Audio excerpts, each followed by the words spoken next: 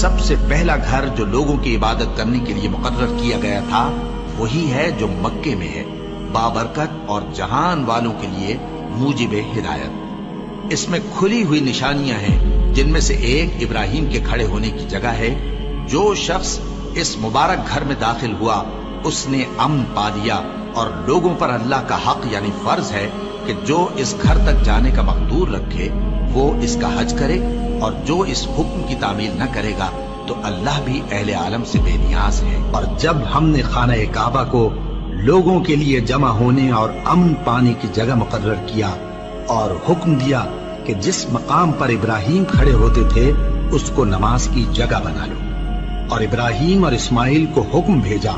کہ طواف کرنے والوں اور اعتکاف کرنے والوں اور رکوع کرنے والوں اور سجدہ کرنے والوں کے لیے میرے گھر کو پاک صاف رکھا کرو۔ بے شک کوہ صفا اور مروہ اللہ کی نشانیوں میں سے ہیں،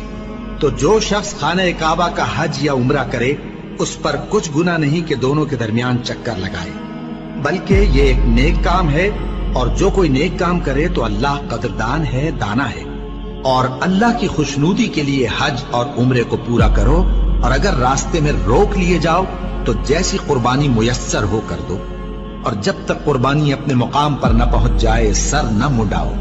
اور اگر کوئی تم میں بیمار ہو یا اس کے سر میں کسی طرح کی تکلیف ہو تو اگر وہ سر منڈا لے تو اس کے بدلے روزے رکھے یا صدقہ دے یا قربانی کرے۔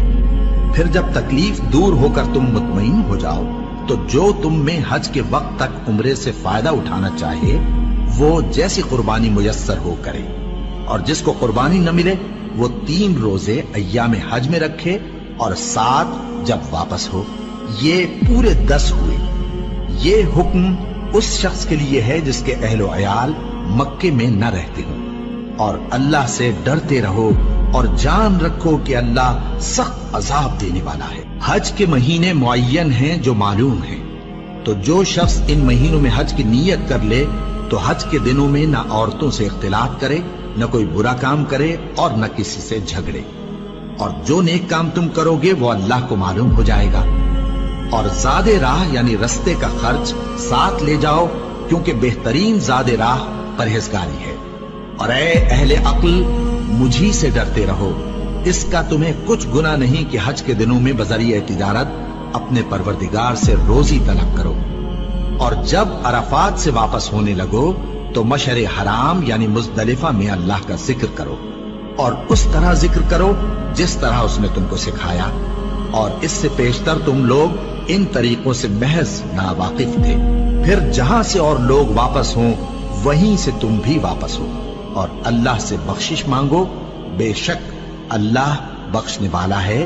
رحمت کرنے والا ہے۔ پھر جب حج کے تمام ارکان پورے کر چکو تو مینا میں اللہ کو یاد کرو جس طرح اپنے باپ دادا کو یاد کیا کرتے تھے، بلکہ اس سے بھی زیادہ۔